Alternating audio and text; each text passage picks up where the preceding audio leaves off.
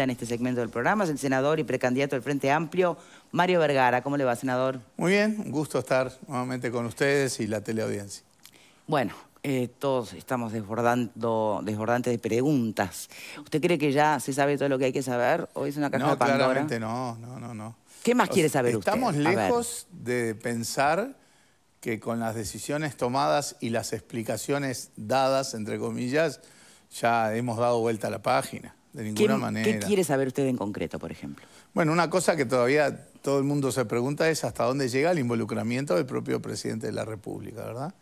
Porque él es el que impulsa una reunión que no tenía mayor sentido, porque la justicia había intimado a la Cancillería a volcar una información, punto. ¿Cuál era el sentido entonces de reunir a la Cancillería con el Ministerio del Interior, con el asesor estrella del presidente, a ponerse a hablar a ver qué información mandan, qué información no mandan, qué información destruyen? Y bueno, ¿No es el propio presidente que dice finalmente entreguen todo? Pero no bueno, finalmente entregaron lo que no iban a, lo que de esa confabulación no salía, digamos, que era que se destruyeran. No, pero tenía Carolina H. El involucramiento del presidente no sabemos hasta dónde llega. Él sabía que en esa reunión se estaba evaluando no enviar información a la justicia que la justicia había solicitado. Eso es algo que no queda claro, ¿verdad? Porque él es quien, de alguna manera, a nombre de él se convoca esa reunión, ¿sí? Él pasa a saludar. Bueno, en la propia conferencia de prensa el presidente dice que su asesor no hace nada sin su indicación, ¿verdad?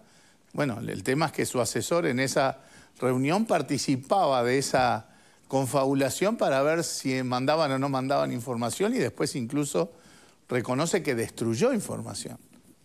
Hay cosas todavía abiertas para conocer. Bien, esto que se insiste en que él desconoce que destruyó información, pasó a ser un tema más de conflicto cuando el presidente señala que lo que se destruyó, lo que se tiró, no integraba un expediente. En primer lugar, sería irrelevante la formalidad del expediente, sí o no. Pero además, en estos días también está trascendiendo que sí, integraba por algo, la ex subsecretaria de Relaciones Exteriores había protocolizado con una escribana esa información, que eran los chats entre los dos subsecretarios. Pero los tenía ella, no formaban parte del expediente. Ella ya lo había volcado a la Cancillería y lo que hoy trascendió es que ya estaban incorporados al expediente, ¿verdad? Si bien de manera física, pero incorporados al expediente electrónico. Bien, o sea que sí era información formal y además era la información que explícitamente debían enviar a la justicia, porque recordemos cómo fue el proceso. En la interpelación nos ocultan esta información, además de que mienten diciendo que no sabían quién era Marcet. El Frente Amplio pide por la vía de acceso a la información pública los intercambios entre los subsecretarios y los intercambios entre Cancillería y la representación en Dubái, que después vimos que los profesionales de Cancillería recomendaban cautela, no apurarse con el pasaporte y se actuó exactamente en la otra dirección. Como la Cancillería nos niega esa información, aduciendo que estaba haciendo una investigación administrativa, cosa que no es obstáculo para que la Cancillería estuviera obligada a darnos esa información, fuimos a un juez por segunda vez, ya nos había pasado en el tema del puerto, que tuvimos que ir a un juez para que obligara, en este caso a la Cancillería, al Poder Ejecutivo, a darnos una información a los legisladores. Y específicamente era esa información, los intercambios entre los dos subsecretarios y la información de intercambios entre la Cancillería y la representación diplomática en Dubái. Bien. ¿Hasta dónde piensa que esto va a llegar? Porque en definitiva, ¿cuál sería la razón por la cual, a su criterio, usted es un hombre, creo que hay consenso en cuanto a que muy razonable, ¿no? Que no está en posiciones extremas ni radicales. ¿Cuál sería el objetivo de todo esto? ¿Por qué pasó esto? Es una buena pregunta que se la tenemos que hacer al gobierno porque fíjese la contradicción. El gobierno dice, estábamos obligados a darle el pasaporte. que es como decir, no importa que sea un narco, estábamos obligados a dar el pasaporte. Largamente en la interpelación argumentamos que eso no era así. ¿El decreto habilitaba a otorgar el pasaporte? Sí. ¿Obligaba? De ninguna manera. Había por lo menos dos alternativas, o mandar un documento por un único viaje, o demorar o no otorgar, porque no estaba obligado el país a dar el pasaporte. Ahí la gran diferencia sería entre negligencia de algún funcionario o corrupción propiamente dicha. No. Ahí es un tema de decisión política. Hay una responsabilidad política de agarrar el decreto y decir, mira, el decreto me da esta opción, esta opción, esta opción. Y hay una decisión política de elegir enviar el pasaporte. Ahí pusimos el foco en la interpelación, en la responsabilidad política de los ministros. Pero entonces, ¿por qué se hace todo esto? Que era la pregunta original. Porque además uno podría decir, bueno, pero entonces esa responsabilidad política ya estaría resuelta con la renuncia. Bien. Pero acá lo que se plantea es, ¿para qué se hizo todo esto?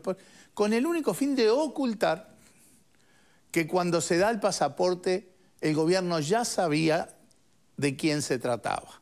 Que Marcet era un narco peligroso, pesado, todo eso. O sea, porque ellos en la interpelación mintieron. Dijeron que nadie sabía quién era Marcet, que era un futbolista que viajaba por el mundo, ¿verdad? Entonces, toda esta vuelta que nadie creyó, ¿no? A esta cosa con apariencia delictiva, la destrucción de información que tenía que ser volcada a la justicia. Que se termina volcando, eso también hay que decirlo. Todo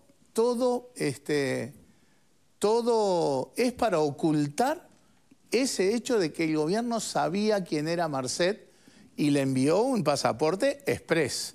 Bien. Se imprimió en tiempo récord. Bueno, eso dicen que la impresión en tiempo récord no es así, y dan cuenta de la cronología. No, pero la cronología cambia con la información de los últimos días.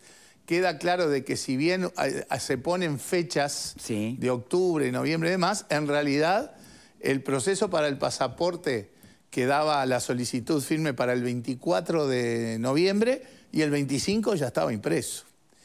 Y se manda de mano, que es otro procedimiento absolutamente excepcional, para que llegara súper urgente, porque si no tenía que esperar prácticamente un mes para que fuera con la próxima valija diplomática, que es el mecanismo normal. Bien. O sea, todo eso se hizo de manera extraordinariamente rápida, con mecanismos extraordinarios, y ese fue, de alguna manera, el objetivo, por lo menos lo que se ve, de por qué todo esto. Bien, porque los ministros mintieron y porque quisieron ocultar información a la justicia. Bien. ¿Alguien tiene sobre este primer planteo que hace el senador alguna discrepancia? No, yo tengo algunas cuestiones para plantear. Primero, pero discrepancia con lo que dijo el senador, ¿tiene alguien? Sí, o matices. ¿Matices? Me gustaría, bueno, dale. Poner arriba de la mesa. Cuando el senador menciona el gobierno lo sabía, el gobierno es muchísima gente. Es mucha gente encabezada por el presidente de la República.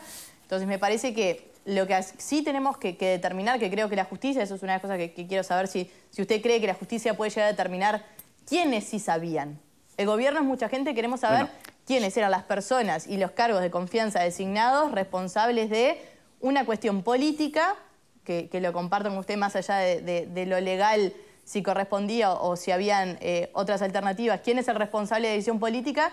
Eso me parece muy importante para no hablar de gobierno y sí hablar de responsabilidades. Claro. Y por otro lado, lo otro que le pregunto es, usted decía, bueno, esto de que si el presidente sabía o no de lo que se estaba tratando en la reunión y deslizando de cierta manera, bueno, quizá una cierta responsabilidad por parte del presidente de la República. Que si ustedes entienden que la tienen, ¿por qué descartan de plano un juicio político? Que yo entiendo que no la tienen. Empiezo por lo segundo. Sí. Nosotros no descartamos de plano un juicio político. Si mañana se confirmara con prueba fehaciente que efectivamente el presidente estaba involucrado en la confabulación para ocultar y destruir información, el juicio político puede estar perfectamente sobre la mesa. O sea, no está descartado de plano. Solo que en la medida, porque una cosa es la convicción o la suspicacia que puede tener la ciudadanía, si el presidente sabía, no sabía, cada uno tendrá su perspectiva. a la hora de llevar adelante un proceso formal de los más delicados que tiene la Constitución de la República, que es un juicio político al presidente de la República, uno tiene que tener, ¿verdad?, las pruebas fehacientes para que eso se den. Por el momento no tenemos, cada uno tendrá su suspicacia, su convicción o su especulación. Por eso, por el momento, el Frente Amplio no tiene el juicio político en el menú, pero no lo descarta de plano. Sobre lo otro, ¿quién es el gobierno? El gobierno se estructura en base a distribución de responsabilidades.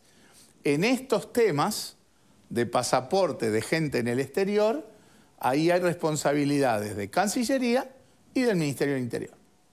Bien. Y estamos hablando de las dos cúpulas ministeriales, ¿verdad? Está claro que los subsecretarios sabían y queda para también, en función de los entredichos entre ellos mismos, si los ministros también sabían.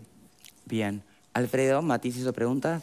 No, hablar de confabulación suena muy bien, pero me parece es un poquito da rédito político, porque son muy burros si quieren destruir un documento que el original está guardado al ser protocolizado.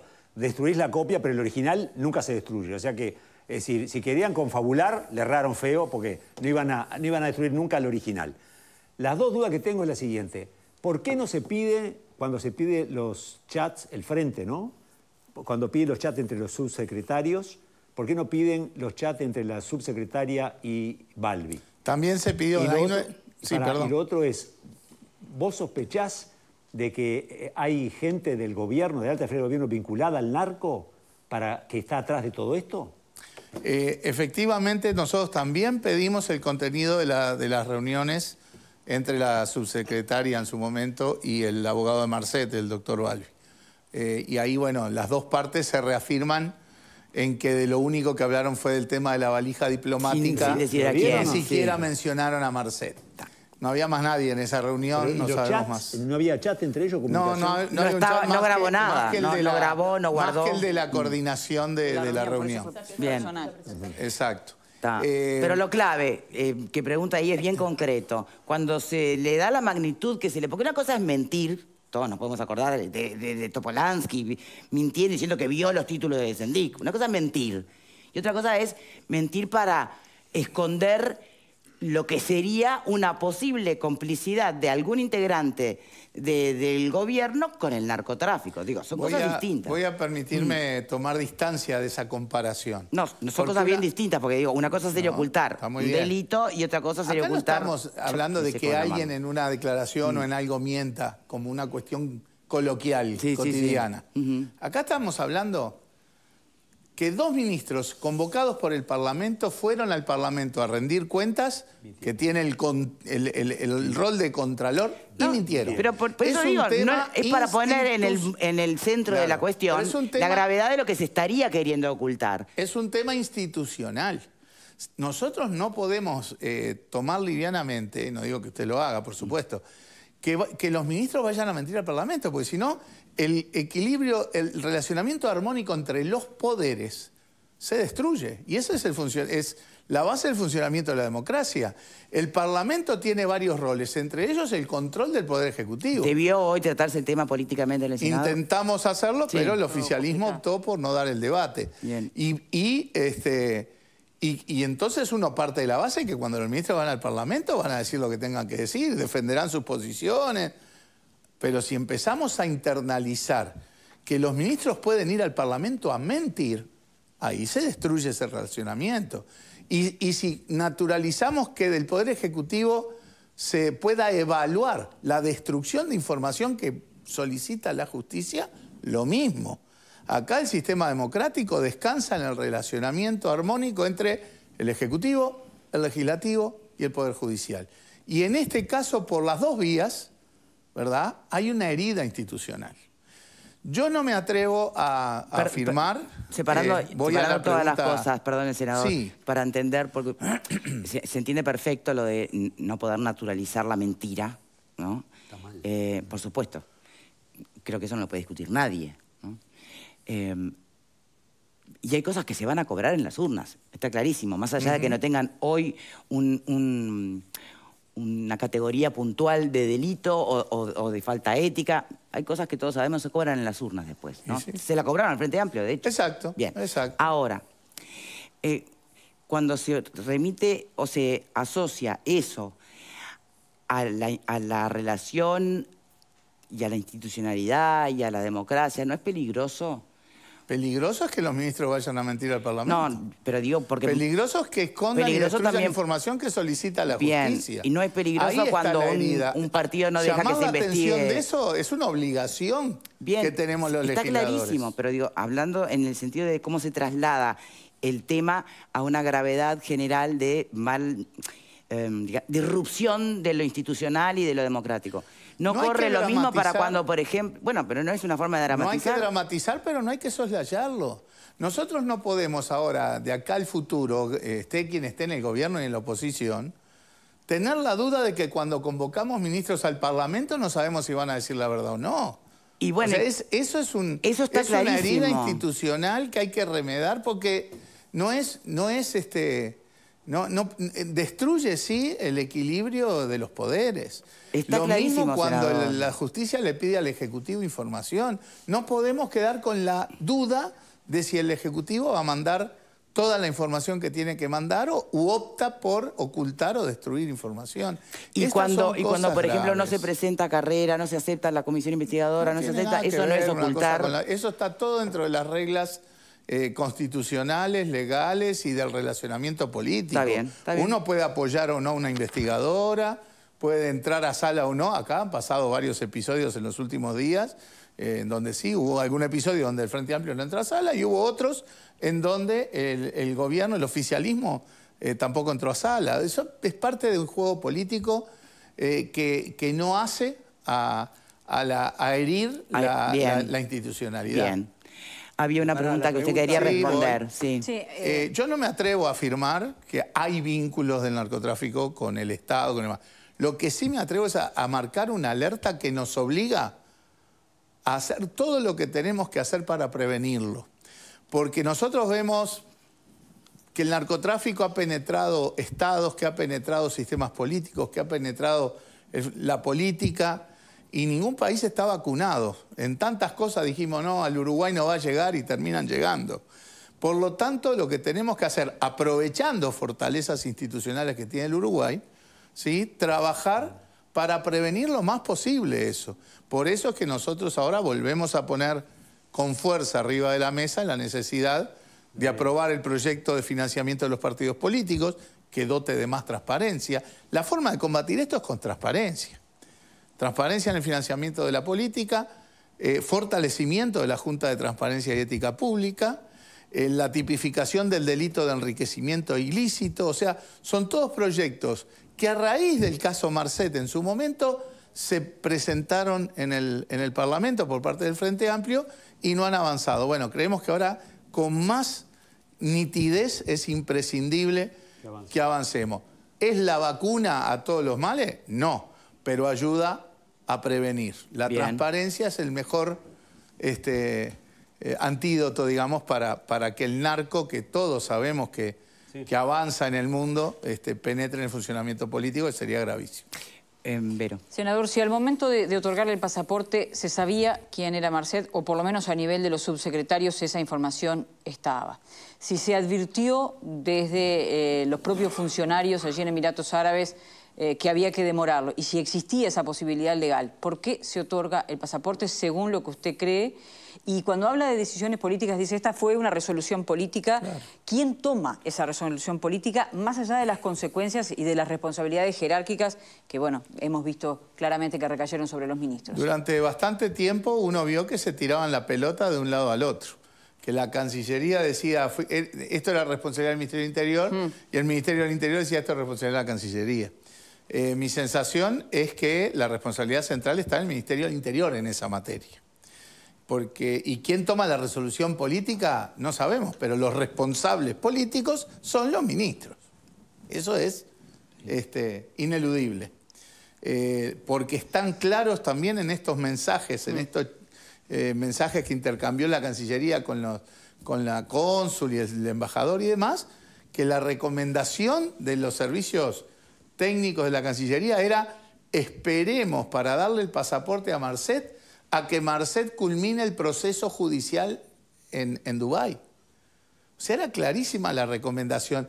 La lógica cautela. ¿Por qué marcan esa cautela? Porque ya se sabía quién era Marcet. Porque 2 meses antes de que Marcet cayera preso, 1 mes y pico antes, ya estaba el subsecretario Maciel preguntándole a H qué sabía de Marcet, porque ya estaban siendo investigados coordinadamente la brigada antidroga de acá con las autoridades paraguayas, con la DEA estadounidense. Está bien que esas cosas esa información está bien que esté compartimentada, pero está claro que el subsecretario de Interior tenía conocimiento de eso. Por algo le pregunta, antes que pase todo eso, por Marcet a la vicecanciller. O sea, ¿quién toma en concreto la definición de entregar el pasaporte? No ha surgido claro de lo que se sabe. Pero lo emite el Ministerio del Interior, así que siempre es últimamente la responsabilidad del ministro. Quien emite, quien imprime el pasaporte. Bueno, pero no es es el un tema Ministerio del menor Interior. cuando estamos hablando de narcotráfico poder identificar en qué punto de la cadena se tomaron determinadas resoluciones. A los efectos de tratar de dirimir el tema de fondo, Sí, claro, no a tenemos los efectos de dirimir el tema de fondo es suficiente fundamental. como para definir eso. Desde el punto de vista político está claro que los responsables son los ministros. Conrado. Mario, no parece evidente en todos no es los relatos, sino en todos los testimonios de diverso tipo que aparecieron, que fue un caso patético, pero patético, de negligencia funcional. No hay ninguna constancia de un diálogo de alarma. Es decir, la idea de que se estaba gestionando el pasaporte para el tipo que iba a matar al capo fiscal del Paraguay en su luna de miel, eso obviamente se lo comieron. ¿Y por qué se lo comieron?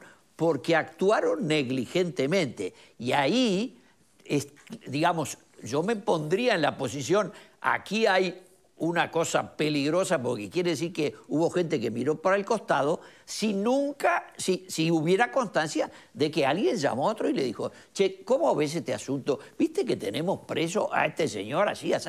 Nada.